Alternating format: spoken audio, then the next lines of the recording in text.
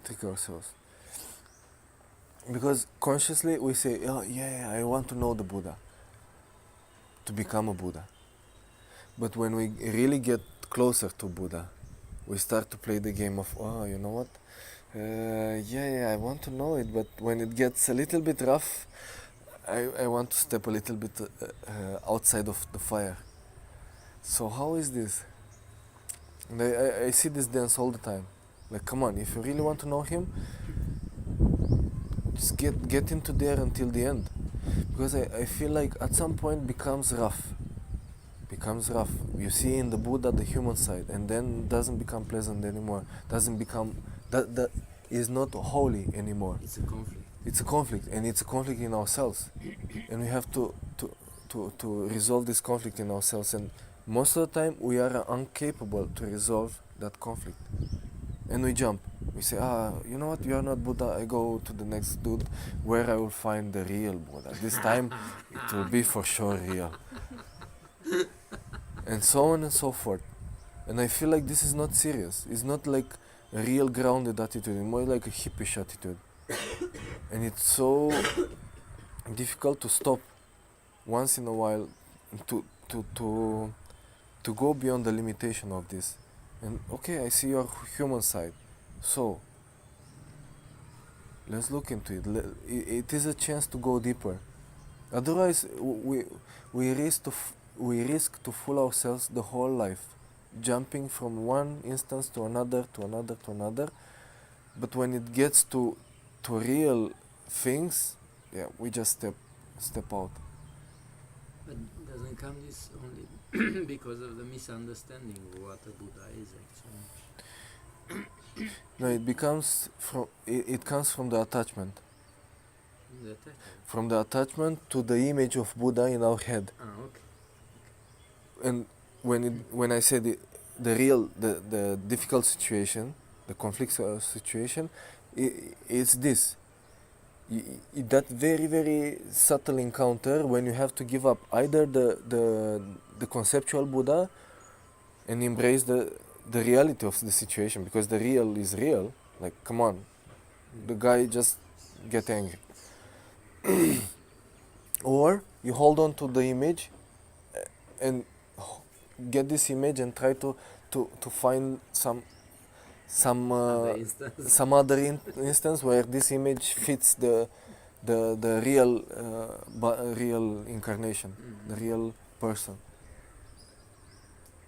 So that's why I'm saying it's about attachment towards this very subtle inner image and idea about Buddha inside ourselves. This happens until we understand the trick, no? It takes just a moment when you see that, oh my God, I can waste off all my life into it. And I'm not saying, maybe even this has a purpose. Even this jumping from teacher to teacher to instance to try to match this image of perfection towards some physical form, maybe even that has a role, until it comes the day when you realize, you know what, I don't want to waste life like this. I just want to penetrate inside one instance so deep.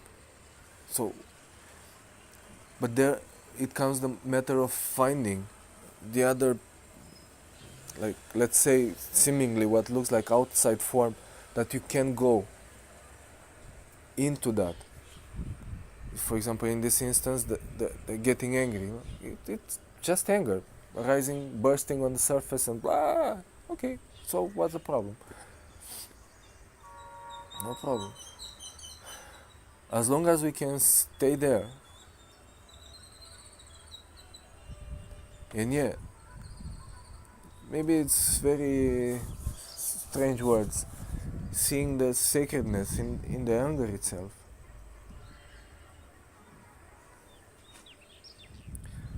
In the real sense, in this reality, the way it is built, there is no teacher and no student apart from the formal meanings that we give to different objects in our reality.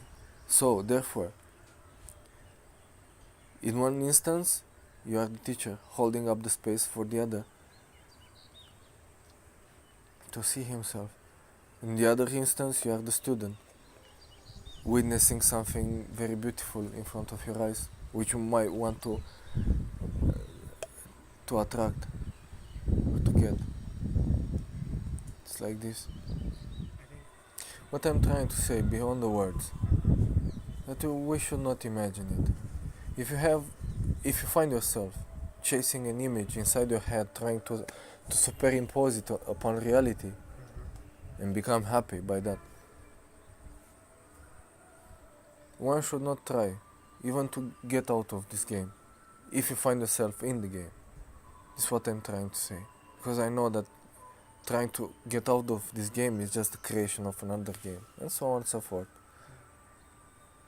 Let it happen. See where it has to take you.